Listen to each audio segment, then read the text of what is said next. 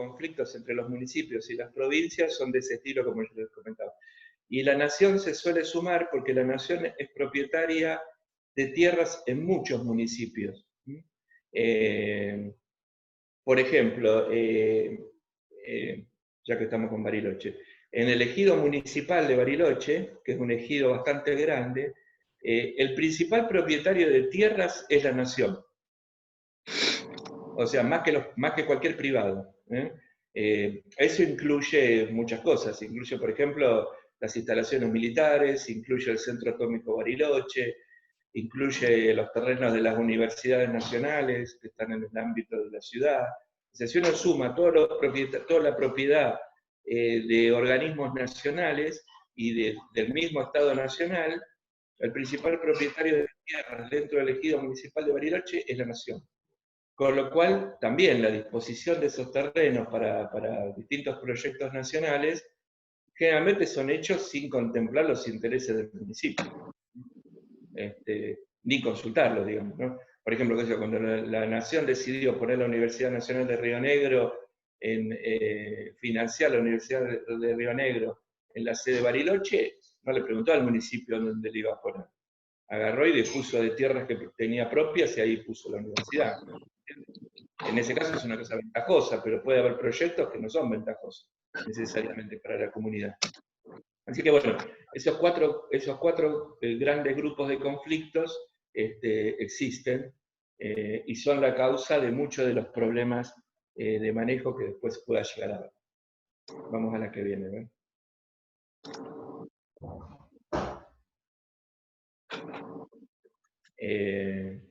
Bueno, entonces, ahí vamos a leer esa definición de ordenamiento territorial, que está sacada de Gómez Orea, que es un español que tiene un libro bastante interesante sobre ordenamiento territorial.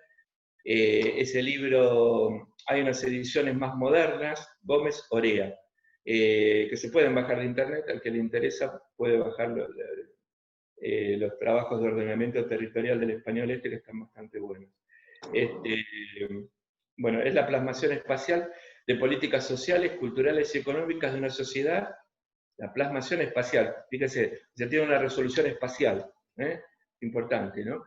De las políticas sociales, culturales y económicas de una sociedad de forma tal de que sean compatibles con las características naturales del medio físico.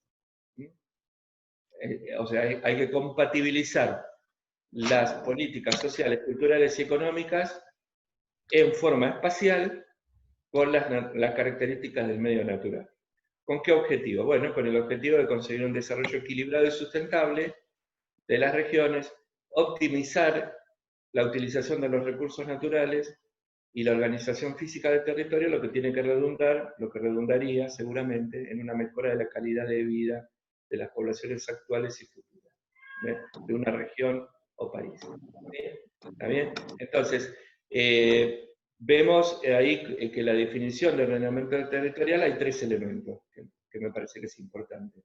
Uno, la espacialidad. O sea, la coexistencia espacial de distintas variables. ¿Por qué enfatizo esto? Porque la coexistencia espacial se debe materializar después en lo que es la cartografía y en el análisis espacial, ¿sí? Que generalmente es un aspecto poco utilizado, ¿sí? O sea, no podemos avanzar sobre el ordenamiento territorial si no se avanza sobre la cartografía, todo lo que eso implica. Bueno, después, el otro tema que me parece que es importante es las políticas económicas, sociales y culturales de las comunidades. Y el otro es la característica del medio natural. Ahí están los tres componentes. La espacialidad, las políticas y las características del medio natural.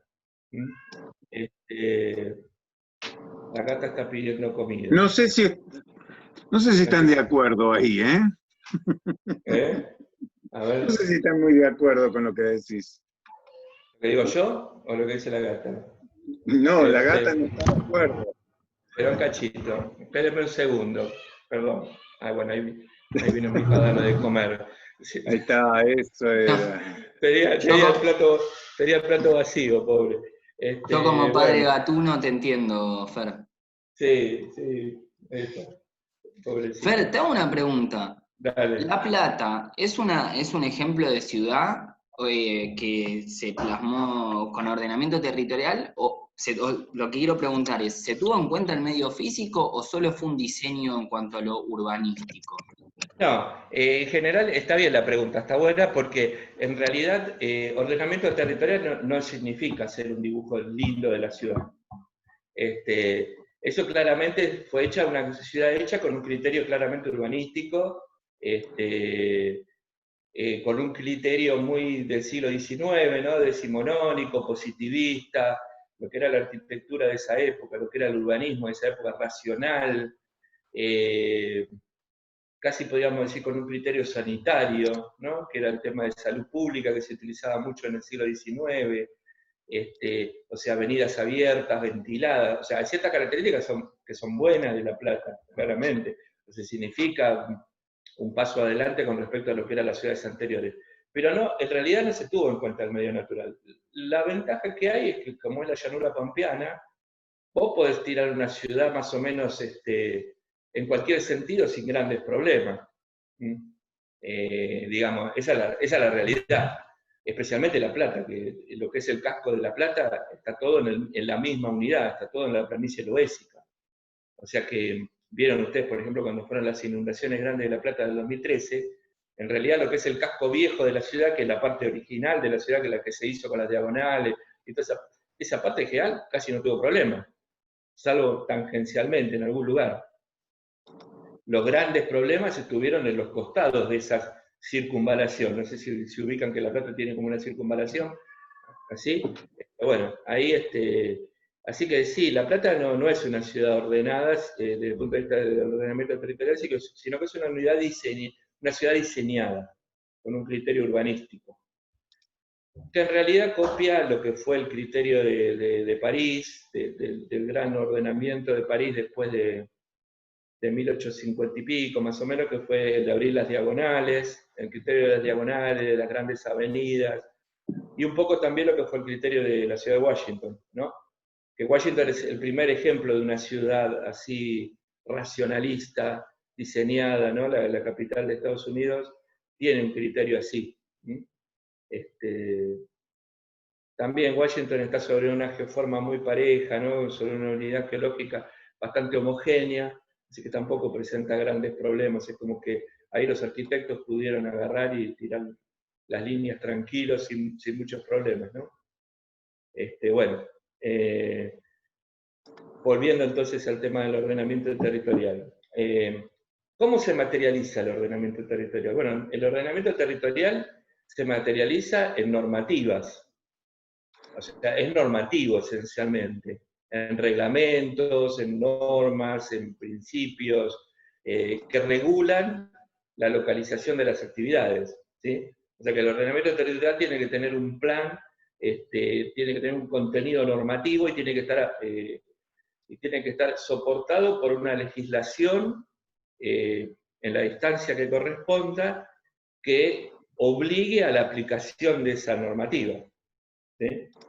O sea que por eso también es tan difícil, porque no basta con hacer un plan orientativo si este plan luego no tiene alguna normativa que sea de forzosa aplicación. ¿Se entiende? Así que en realidad el tema del ordenamiento territorial tiene una etapa final, tiene distintas etapas que ahora vamos a ver. La última etapa es de índole normativa. Y ahí es donde en general los ordenamientos territoriales se quedan cortos, en la parte normativa. A ver, la que viene. ¿Seguimos? Sí. Bueno, al rasgo general ya lo dijimos, pero los puntualizamos. Los objetivos del ordenamiento, ¿cuáles serían? Bueno, la utilización racional del territorio, una gestión responsable y sustentable de los recursos naturales, suponiendo que exista algo así como una gestión sustentable y suponiendo que exista algo así como recursos naturales, pero bueno, hoy no lo vamos a discutir eso, pero bueno, una gestión responsable y sustentable de los recursos naturales, un desarrollo socioeconómico equilibrado de regiones y comarcas, fíjense, ese es un factor importante, el equilibrio entre O sea, el que no haya zonas de descarte, que es muy común en las zonas urbanas, ¿no? Que hay zonas donde el ordenamiento funciona y hay zonas que se las deja para el descarte, que generalmente es donde termina yendo la gente que tiene menos recursos, ¿no es cierto? Así que es importante un desarrollo equilibrado como uno de los objetivos del ordenamiento. La preservación del medio físico, la mejora de la calidad de vida y la coordinación entre las diferentes instancias administrativas y políticas. Fíjense que son bastantes los objetivos. ¿Sí? A ver, sigamos con la que viene. Seguí, baja un poquito más, una más. Después volvemos con esto. Una más. Una más. Perdón, ¿eh? No, no hay problema, por favor. Bueno, ahí está. Entonces, desde el punto de vista metodológico, el ordenamiento territorial tendría 3 etapas, o tiene 3 etapas. Una primera etapa que es el análisis territorial. Una segunda etapa que es la planificación, o sea, la realización de los lineamientos básicos. Y una tercera etapa que es la gestión, que es la que incluye la parte normativa. Como se ve, es complejo. Es complejo porque incluye distintas instancias, incluye la participación de distintos profesionales, de distintas disciplinas, en cada etapa distintas. Entonces, esto también señala que debe ser una práctica democrática, debe ser multidisciplinaria, debe ser independiente y debe ser prospectiva. Democrática porque es necesario involucrar a las comunidades que son las destinatarias de este problema. O sea, no se puede hacer una planificación teórica desde los profesionales sin tener en cuenta los intereses de la gente involucrada. Y no haciendo una audiencia formal, como se suele hacer, sino una participación que tendría que ser realmente democrática, con decisión. Con decisión. Bueno, debe ser multidisciplinario porque cada uno de los distintos sectores involucrados desde el punto de vista profesional puede aportar a lo suyo. Por ejemplo, en la etapa del análisis territorial, los profesionales como los geólogos, los biólogos, los ecólogos, tenemos bastantes cosas para decir. Pero, por ejemplo, en la parte de gestión y normativa, obviamente es más una cuestión que la pueden participar los abogados, los arquitectos, la gente que tiene más que ver con la gestión directa. ¿Está bien? O sea que según la etapa, los profesionales participantes son diferentes. Bueno, independiente en el sentido que tiene que ser independiente de los intereses que veíamos en pugna recién, especialmente los intereses privados. Y prospectivo quiere decir que tiene que ser teniendo en cuenta lo que va a pasar hacia el futuro. Tiene que tener presente esa temporalidad hacia adelante, que suele ser difícil. Bueno, a ver lo que viene. Desde el punto de vista del análisis territorial, digamos, la idea principal es comprender, en primer lugar, el funcionamiento de los sistemas naturales. Cómo funcionan. Comprender también cómo funcionan los procesos económicos, socioeconómicos. O, por ejemplo, las redes de producción, o sea, yo tengo que conocer cómo funcionan. ¿Sí? Los aspectos culturales. Y después tratar de ver las repercusiones territoriales de esos aspectos. O sea, cómo repercuten en esos aspectos. También, como se dan cuenta, es bastante complejo, en el sentido que tienen que participar profesionales de distintas características. En el caso nuestro de los geólogos, por ejemplo, bueno, en la etapa del análisis territorial, básicamente nosotros participamos en lo que es la caracterización del medio físico, en la comprensión del funcionamiento del medio físico. En el caso de un profesional de las ciencias ambientales, más que nada, lo que podría ser el aporte sería comprender las repercusiones sobre el medio natural de las actividades humanas, conocerlas, comprenderlas, tenerlas presentes. Ven cómo son distintos aspectos que se tienen que ir concatenando. El tema de los usos del suelo, bueno, ahí somos muchos los que podemos participar y hay que tener presente. A ver la que viene. Cuando estamos hablando del análisis territorial, tenemos que tener cuidado que no es solamente hacer un inventario, que generalmente es lo que se confunde, ¿no? Se hace como un listado.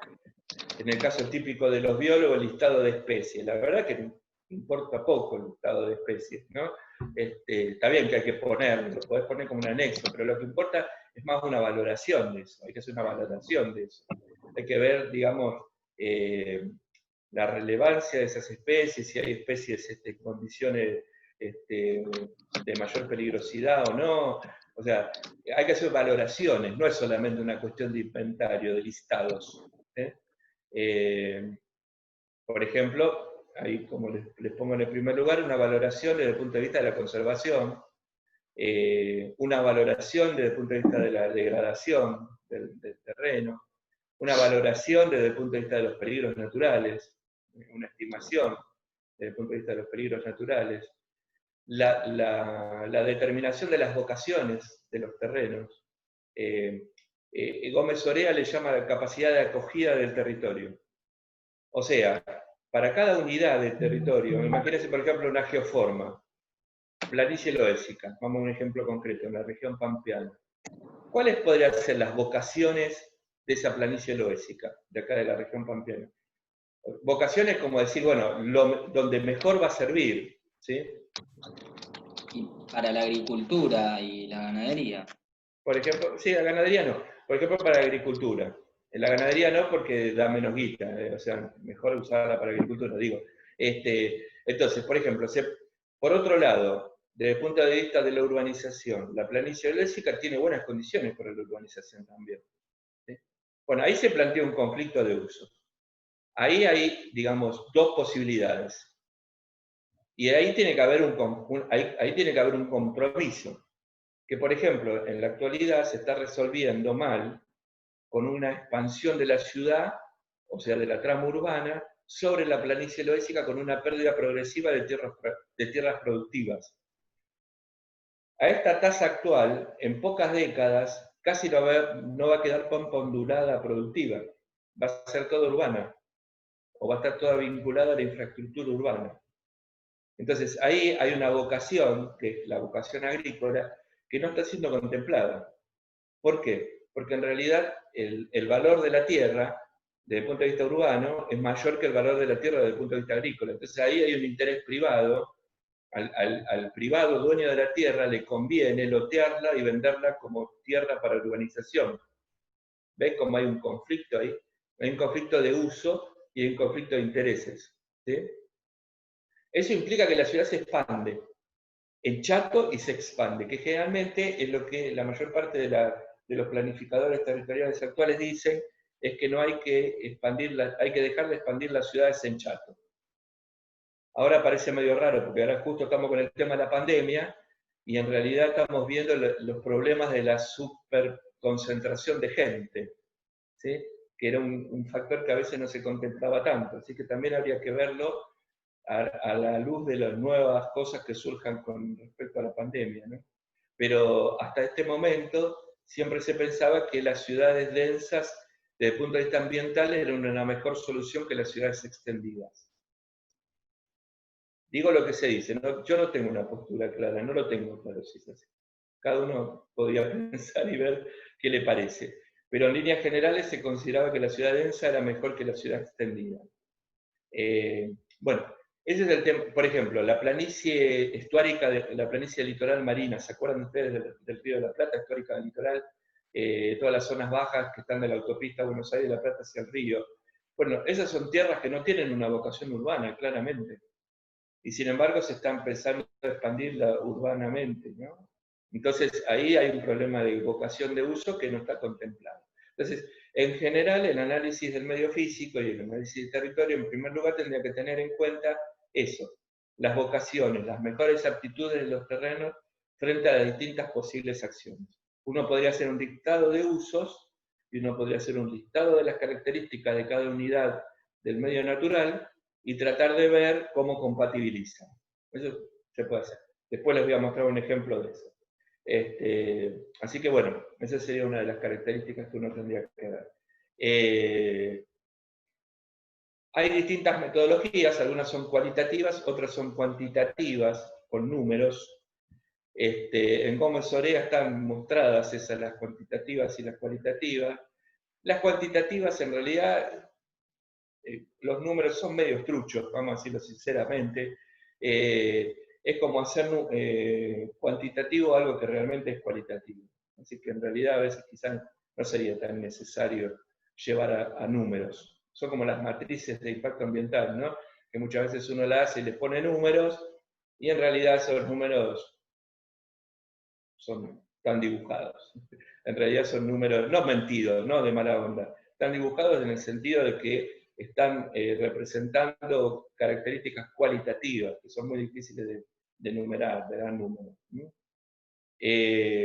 Dentro de las características del análisis territorial, están los aspectos geológicos, geomorfológicos, edafológicos, climáticos, hidrológicos, aspectos del aire, de la vegetación, de la fauna, características del paisaje y los usos del suelo. ¿Ven?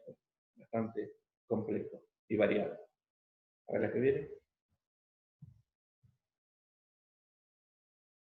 Fíjense, por ejemplo, ahí.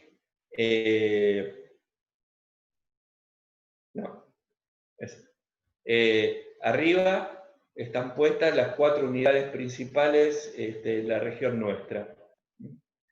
Y sobre el otro lateral, algunos aspectos de esas unidades. Por ejemplo, la planicie loésica, una baja anegabilidad, las terrazas y planicies aluviales una alta anegabilidad, la planicie del Río de la Plata una alta anegabilidad y el delta una muy alta. La estabilidad de pendientes, bueno, así cada cosa, fíjense, ¿no? Algunas son características naturales, algunas son características de uso, fíjense, potencial minero, presencia de suelos expansivos, potencial agropecuario, y abajo lo que podría llegar a ser la vocación. Esto hecho así de forma expeditiva, habría que hacerlo mejor, ¿no? Cuando uno mira abajo lo que es el uso sugerido, que tendría que ver con la vocación de cada una de esas unidades, y compara con lo que es la condición actual real, fíjense que va a haber una diferencia sustancial. Fíjense, especialmente lo que es la planicie del Río de la Plata, lo que sería la planicie litoral estuárica. Esa es la zona más conflictiva del área metropolitana bonaerense en cuanto al problema de la diferencia entre su aptitud, su vocación de uso y su uso real actual. En la zona más conflictiva. Y Avellaneda es el ejemplo paradigmático. Siempre se los digo, la zona donde más se nota ese conflicto de uso. Ensenada, Berizo sería otra zona que también hay conflicto grave. A ver la que viene. Pregunten, hablen algo. Estoy monologando. No, Fer, yo te quería preguntar si el ordenamiento territorial tiene alguna escala de aplicación. Porque uno lo ve y uno dice, bueno, si yo quiero armar una ciudad, un pueblo, lo que sea, desde cero, está buenísimo, pero digo, me resulta raro en la actualidad querer armar algo desde cero. Si no digo, bueno, por ejemplo, me resulta irreal querer ordenar Ciudad de Buenos Aires. Lo siento como un imposible. Pero no tendría por qué ser. Mira, yo por ejemplo te hago un ejemplo. Pongamos que tenemos un plan de erradicación de las villas. Un plan de erradicación de las villas, ¿no? En la ciudad de Buenos Aires. Y decido que voy a sacar las villas. Bueno, ¿dónde mando a la gente que saco de las villas? O sea, tengo que decidir dónde voy a poner los barrios a los cuales voy a mover la gente para que viva en mejores condiciones. O puedo decidir que en el mismo lugar donde actualmente están las villas, puedo urbanizarlo construyendo viviendas en ese lugar. Bueno, ahí hay una decisión que implica una cuestión de ordenamiento territorial. Bien. ¿Está bien? Pero yo digo, a medida que ordeno, por ejemplo, las márgenes del riachuelo, no se me puede desordenar otra parte de la... O sea, siempre pensando, obvio, a mí me suena que en esto habría que primero plantear una normativa para evitar que se sigan ocupando determinadas zonas y empezar a ordenar lo que ya está urbanizado. Bueno, en el caso, por ejemplo, en el ordenamiento territorial, yo tengo que contemplar si el efecto de lo que yo voy a hacer se va a trasladar aguas arriba o aguas abajo también. Eso tengo que contemplar, o sea, el hecho de que puede decir que se me desorganice algo. Bueno, eso tiene que estar dentro de las variables que yo tengo que contemplar en el ordenamiento territorial. Por ejemplo, si yo tengo la Villa de Retiro, dos ejemplos claros, concretos de la ciudad, por eso traigo de relación. Tengo la Villa 1114, que es la que está al lado del Riachuelo, Sí. la que está ahí en Soldati, y tengo la Villa de Retiro. Bueno, la Villa de Retiro quizás la pueda urbanizar en el mismo lugar, quizás no con la misma densidad. Por ejemplo, la densidad poblacional quizás es el factor que yo tengo que contemplar en el ordenamiento. Voy a decir, bueno, ahí viven 20.000 personas, bueno, capaz que 10.000 las puedo dejar acá, y 10.000 las voy a tener que llevar a otro lugar, voy a tener que ir a un lugar mejor en otro lado, porque no puedo densificar de la misma manera. Bueno, todo eso es de ordenamiento territorial. Y fíjate que lo estoy haciendo en el medio de una ciudad súper recontra construida. Así que sí, el ordenamiento territorial tiene escalas, varía. Obviamente, si parto de cero, buenísimo, tengo todo bárbaro para poder hacerlo las cosas bien. Si no parto de cero, siempre va a haber una parte de compromiso. Va a haber una parte de compromiso. Pero lo voy a tener que tener contemplado. Piensen que también incluimos los factores socioeconómicos también. Entonces, por ejemplo, si yo, una persona que vive en el centro, aunque sea en una villa y trabaja en el centro, la mudo a 50 kilómetros de distancia, no sirve, porque es algo que le pague el viaje todos los días, y le agrande el día en cuanto a las 24 horas de duración que tiene el día. ¿Se entiende? O sea, hay variables que hay que tenerlas presentes también, ¿sí? Por eso también el tema de la resolución de la relocalización de las villas, de la ciudad, tiene que estar en el ámbito de la ciudad. Por más que les pese, nos pese a los porteños que no, de clase media, no podemos llevar la villa al Gran Buenos Aires, que es lo que les encantaría hacer a más de uno. Así que bueno, esos son temas. Ahora, sí, perdón. ¿Alguien habló? ¿No? Sí, ¿qué tal? ¿Qué pasó? No, que me pareció que hablaba Tiene el alguien, pero no. micrófono abierto. No, es que tiene el micrófono abierto. Bueno. Ahora, ustedes vean que la mayor parte de las cosas que se están, por ejemplo, el tema del plan de relocalización de villas, bueno, no está encarado desde el punto de vista del ordenamiento territorial. Claramente no está encarado desde el punto de vista del ordenamiento territorial. O sea, en primer lugar, no está encarado desde el punto de vista de reconocer las características del medio natural donde se van a poner los barrios. No está pensado. O está pensado y no está tomado en cuenta. Así que ese es un factor que habría que tenerlo presente. En el caso del resto del país, ya saliendo de la ciudad, hay más margen para planificar más. Quizás no desde cero, pero hay más margen. Hay mucho más margen. Así que en un país como Argentina, tan joven, nuevo, en Europa puede ser más complicado, pero en Argentina no tendría por qué ser tan difícil hacer un ordenamiento territorial contemplando la mayor cantidad de variables. Bueno, ahí tienen, por ejemplo, una relación entre usos de la tierra y algunas unidades de paisaje. La A es aceptable, la S es la sugerida,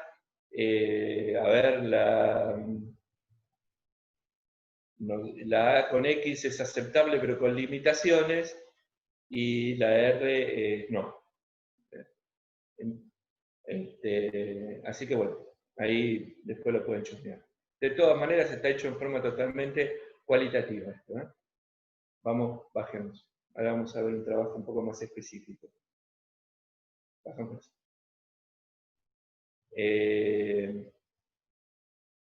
Ya lo dije, la que viene. Bueno, ahora vamos a ver el ejemplo de lo que les quería mostrar, es el ejemplo de Bariloche. Ahí hace unos años, en el Servicio Geológico hemos hecho algunos estudios de ordenamiento territorial para algunos ejidos urbanos de algunas ciudades del interior. ¿Sí? Desarrollando una metodología ad hoc, digamos, ¿no?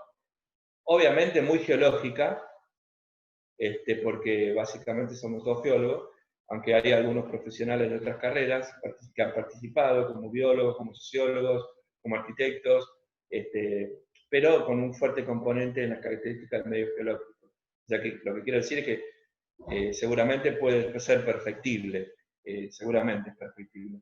Pero la parte positiva es que se desarrolló con un fuerte énfasis en la cartografía, que no es la característica principal de los ordenamientos territoriales que se han hecho hasta el presente. Entonces, nosotros hicimos varios trabajos, el de Bariloche fue el primero que hicimos, en el 2007, y después se hizo en San Martín de los Andes, se hizo en Junín de los Andes, se hizo en Rincón de los Sauces, se hizo en San Ignacio, en Paraná, en Concordia, bueno, en distintas localidades, como ves, de distintos tamaños, nunca ninguna demasiado grande. Está previsto hacerlo en Comodoro Rivadavia, que se vino pateando hace un año y pico, pero que está previsto, está planificado hacerlo. Pero bueno, digamos, vamos a ver el trabajo de Bariloche, que es el primero que se hizo y el más completo.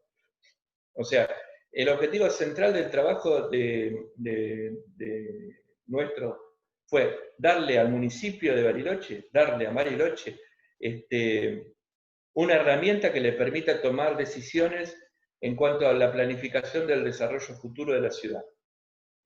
O sea, la ciudad de Bariloche, como ustedes saben, ha crecido bastante, se ha generado ya por el crecimiento algunos conflictos bastante significativos, era necesario brindarle al municipio algunas herramientas para que se tomen decisiones que ya sean más compatibles con la característica del medio natural.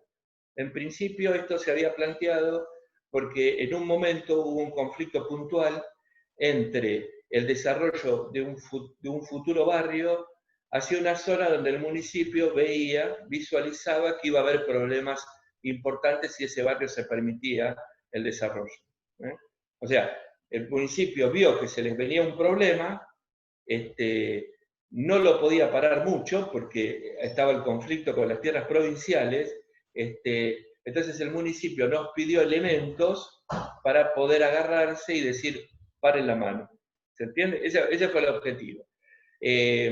Cuando nos pidió eso, nosotros le dijimos, bueno, nosotros te hacemos, pero te hacemos un estudio general, no lo dejamos solamente para la zona que vos querés, para la zona que vos querés lo hacemos, pero incluimos toda la ciudad, ya que lo vamos a hacer. Entonces ahí le cambiamos la escala de trabajo, pero más que nada por una cuestión de trabajo nuestro. Y aparte porque nos pareció que aparte había muchos más conflictos que ese conflicto puntual.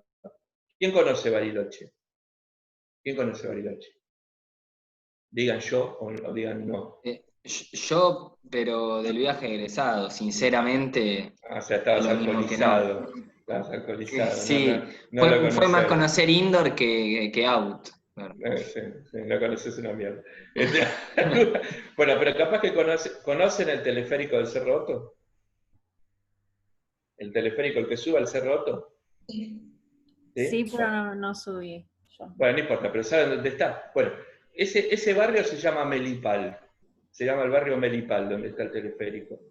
Y hay un Melipal 1 que está entre el lago y la zona del teleférico, hay un Melipal 2 que está de la ruta, apenas sube de la avenida, apenas sube el teleférico, se la llama Pioneros, la avenida Pioneros, y después, más arriba, estaba el proyecto de hacer Melipal 3. O sea, Melipal 3 ya estaba sobre el faldeo del Cerro Otto, pero así, bastante arriba. ¿Sí? Ese era el barrio que la provincia quería crear. Obviamente, toda la gente que vivía en Melipal 2 puso el grito en el cielo porque sabía que todos los problemas de Melipal 3 le iban a caer a Melipal 2. Y ahí se generó el conflicto entre el barrio que ya existía y el barrio que se estaba por generar. Entonces, la idea nuestra era, bueno, le vamos a dar al municipio elementos para decir, no voy a urbanizar Melipal 3. Aunque los terrenos sean provinciales, no lo voy a hacer. Porque ahí, digamos, los municipios tienen ciertas formas de evitarlo, si quieren. Por ejemplo, no te abro las calles. O sea, yo soy la provincia, la provincia te acepto el loteo, te lo autorizo, aunque el municipio no lo quiera, pero la calle la tiene que abrir el municipio, y el municipio dice, no te abro la calle. ¿Se entiende? Entonces ahí había como un elemento donde si el municipio tenía claro y tenía de dónde agarrarse para decir no, aparte porque el municipio se tiene que comprometer a poner los servicios, y ahí también si el servicio se encarece mucho, el municipio puede decir que no lo puede hacer, o le puede decir a la policía, bueno, pero pagame vos el servicio, pagame vos la instalación del servicio. Ahí el problema era la cloaca, justamente. No te iba a autorizar un Melipal 3 sin cloacas teniendo un Melipal 2 abajo, ¿se entiende? Entonces, había que ponerle cloaca. ¿Y quién iba a pagar las cloacas en una zona dependiente así? El municipio no. Ven cómo son todos los problemas que se van generando, y que si en realidad no media un compromiso, que el ordenamiento territorial en parte es un compromiso, es un acuerdo entre sectores y entre intereses contrapuestos, bueno, la zona se complica, ¿sí? El tema se complica. Entonces, el objetivo central era ese, o sea, era generar un mapa final donde básicamente nosotros le decíamos al municipio, mira, donde está rojo, no urbanices, donde está verde, urbaniza, y donde está amarillo, tenés cuidado. Así simple, con el sistema semáforo. Después, cuando terminemos la charla, van a ver que ese mapa está. Ese es el mapa que le dimos al municipio para que lo utilice. Después vamos a charlar si el municipio lo utilizó o no. Es otra cosa. Bueno, sigamos. Se va a cortar, pero bueno, sigamos. Entonces, bueno, la idea era, en primer lugar, fue caracterizar el medio natural, ¿no es cierto? En el caso de Bariloche, era muy importante, como es una zona de mucho relieve, las características geológicas, digo, desde el punto de vista de las rocas que afloran y de las geoformas, es central, determina toda la dinámica natural. Es bastante... Es difícil hacerlo, pero una vez que está hecho es muy obvio, es muy notorio, ¿sí? El tema de la preservación de la cobertura vegetal, fundamental, fundamental. Una de las características principales que tenía el desarrollo del celoteo era que iba a avanzar sobre una parte de bosque. Era un pequeño sector que se preservaba el bosque de ciprés, especialmente al pie del otro es todo un cipresal. Y obviamente la urbanización de ese sector iba a implicar la destrucción de una parte importante. Así que nosotros hicimos estudios también de cómo la desaparición de la vegetación natural, en este caso arbórea, significaba una inestabilización de la pendiente notoria, muy notoria. Eso lo vimos en San Martín también, por ejemplo, donde hubo en San Martín de los Andes, donde hubo unas caídas de roca, unas pendientes muy altas, muy abruptas, unas lavas de arriba se cayeron, unas andesitas se cayeron, y había un pequeño cinturón de vegetación, muy pequeño, y donde se preservaron los árboles, las piedras grandes, estamos hablando de bloques más grandes que un auto, los bloques grandes no llegaron al piso, o sea, no llegaron a la zona urbanizada, y donde no había vegetación, los bloques grandes llegaron hasta la ruta. Notorio, los mismos bloques de los mismos tamaños. Pudimos seguir el recorrido de los bloques, ya les digo, bloques del tamaño de un auto, para que ustedes calculen el peso que pueden tener en toneladas esos bloques rocosos. El primer árbol lo arrancó. El primer árbol que le pegó el bloque lo arrancó. El segundo árbol que le pegó, el árbol se rompió, pero quedó doblado. El tercer árbol lo frenó. Bloque del tamaño de un auto. 3 árboles. El primero lo detuvo, pero se rompió el árbol. O sea, lo arrancó del cuajo. El segundo lo detuvo un poco